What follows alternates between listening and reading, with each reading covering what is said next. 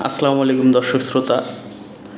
প্রধান উপদেষ্টার প্রেস সচিব শফিকুল আলম সম্প্রতি অভিযোগ করেছেন আওয়ামী লীগের বট বাহিনী তাকে এবং তার পরিবারকে সাইবার জগতে ভয়াবহভাবে টার্গেট করে আসছে এবং এটি বর্তমান রাজনীতিতে ব্যাপক আলোচনার জন্ম দিয়েছে। সম্প্রতি সোমবারে 18 আগস্ট জাতীয় বিশ্ববিদ্যালয়ে একটি অনুষ্ঠানে শফিকুল আলম বলেছেন, আওয়ামী লীগের বট বাহিনী তাকে এবং তার স্ত্রী, কন্যা, আত্মীয় স্বজনদের ছবি বিকৃতি করে অনলাইনে ছড়িয়ে দিচ্ছে, যা তাদের মানসিকভাবে বিপর্যস্ত করে তুলেছে। তিনি বলছেন, এত ভয়াবহভাবে বিকৃতি করেছে যে তারা অনেকেই মানসিকভাবে বিপর্যস্ত হয়ে গিয়েছিল। এই পরিস্থিতির কারণে তিনি তার ভাই বোন সহ সকল আত্মীয় স্বজনকে সামাজিক যোগাযোগ মাধ্যম থেকে আনফ্রেন্ড করতেও বাধ্য হন এবং 10 বছরের তোলা ছবিগুলোও তিনি সরিয়ে ফেলতে বাধ্য হয়েছেন বলে এই গণমাধ্যমকে জানানো হয়।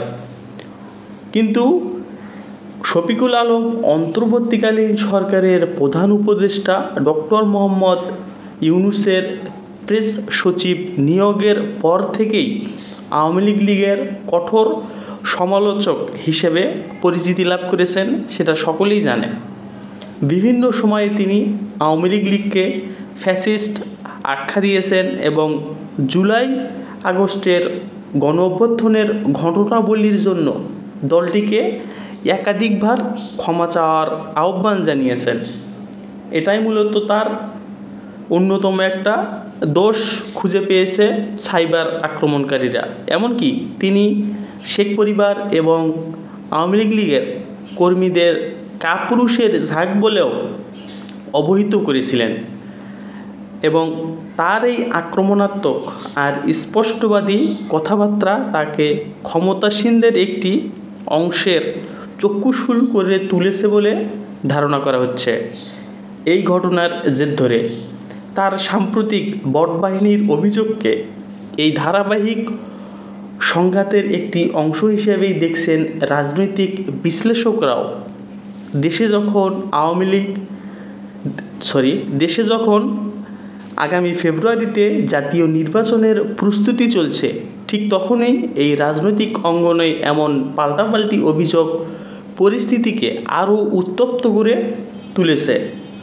সাংবাদিক থেকে প্রেস সচিব শফিকুল আলম একজন অভিজ্ঞ সাংবাদিক, যিনি বার্তা সংস্থা AFP-এর ব্যুরো প্রধান হিসেবে দায়িত্ব পালন করেছেন।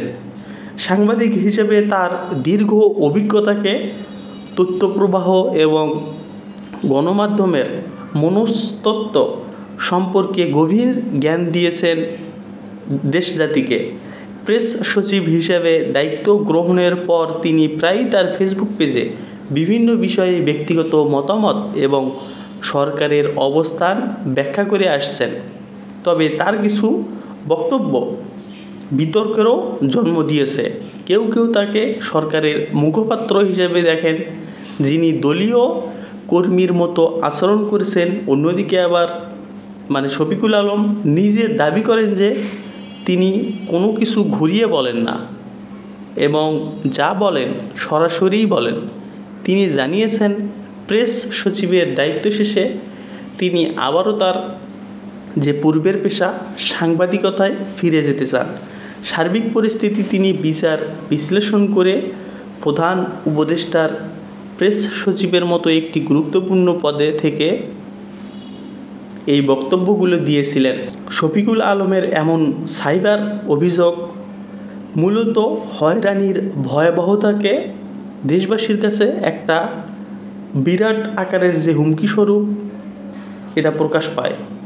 বাংলাদেশের রাজনৈতিক সংস্কৃতির একটি প্রতিচ্ছবি, যেখানে রাজনৈতিক প্রতিপক্ষকে ব্যক্তিগত আক্রমণের মাধ্যমে ঘায়েল করার চেষ্টা করে।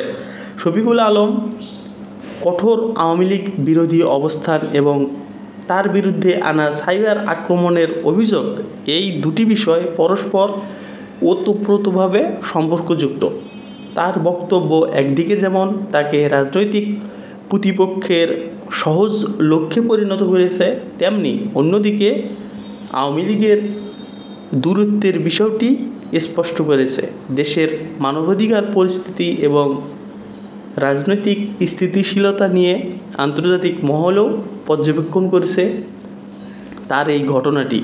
তখন এ ধরনের একটি ঘটনা অবাধ ও সুষ্ঠু নির্বাচনের পরিবেশ তৈরির পথে অন্তরায় সৃষ্টি করতে পারে, এটা সকলেই ধারণা করছেন। শফিকুল আলমের অভিযোগের একটি নিরপেক্ষ তদন্ত আর সাইবার অপরাধ দমনে কার্যকর পদক্ষেপ গ্রহণ করা এখন অপরিহার্য হয়ে দাঁড়িয়েছে প্রধান উপদেষ্টা এবং তার সহকারীদের জন্য। এটি শুধু একজন ব্যক্তির সুরক্ষার প্রশ্নই নয়, দেশের গণতান্ত্রিক পরিবেশ এবং নাগরিকদের মত প্রকাশের স্বাধীনতা রক্ষার জন্য অত্যন্ত গুরুত্বপূর্ণ বলে মনে করছেন অনেকেই। প্রেস সচিব যথাযথ স্থানেই রয়েছেন এবং তিনি যা বলেন আসলেই সরাসরি বলেন।